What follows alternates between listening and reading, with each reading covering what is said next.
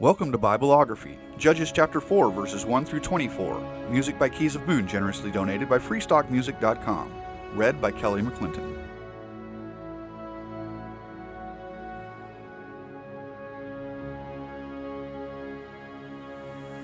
Again, the Israelites did evil in the eyes of the Lord now that Ehud was dead. So the Lord sold them into the hands of Jabin, king of Canaan, who reigned in Hazor. Sisera, the commander of his army, was based in Harosheth Haggoyim. Because he had 900 chariots fitted with iron and had cruelly oppressed the Israelites for 20 years, they cried to the Lord for help. Now Deborah, a prophet, the wife of Lapidoth, was leading Israel at the time. She held court under the palm of Deborah between Ramah and Bethel in the hill country of Ephraim, and the Israelites went up to her to have their disputes decided. She sent for Barak, son of Abinoam from Kadesh in Naphtali, and said to him, "The Lord, the God of Israel, commands you, go, take with you 10,000 men of Naphtali and Zebulun, and lead them up to Mount Tabor. I will lead Sisera, the commander of Jabin's army, with his chariots and his troops to the Kishon River, and give him into your hands." Barak said to her, "If you go with me, I will go, but if you don't go with me, I won't go." "Certainly I will go with you," said Deborah, "but because of the course you are taking, the honor will not be yours, for the Lord will deliver Sisera into the hands of a woman." So Deborah went with Barak to Kadesh.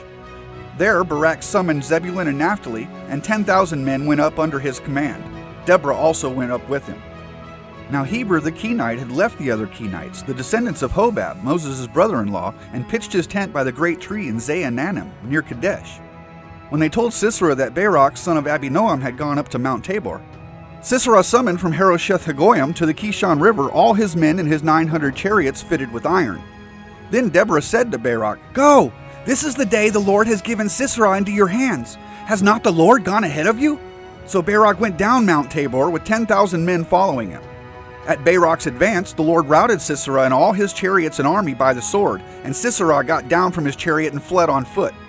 Barak pursued the chariots and army as far as Harosheth Haggoyim, and all Sisera's troops fell by the sword. Not a man was left. Sisera, meanwhile, fled on foot to the tent of Jael, the wife of Heber the Kenite, because there was an alliance between Jabin, king of Hazor, and the family of Heber the Kenite. Jael went out to meet Sisera and said to him, "Come, my lord, come right in. Don't be afraid." So he entered her tent, and she covered him with a blanket. "I'm thirsty," he said.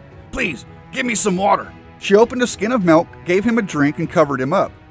"Stand in the doorway of the tent," he told her. "If someone comes by and asks you, 'Is anyone in there?' say no."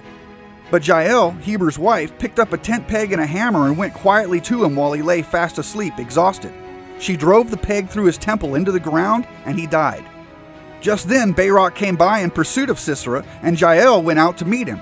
"Come," she said, "I will show you the man you're looking for."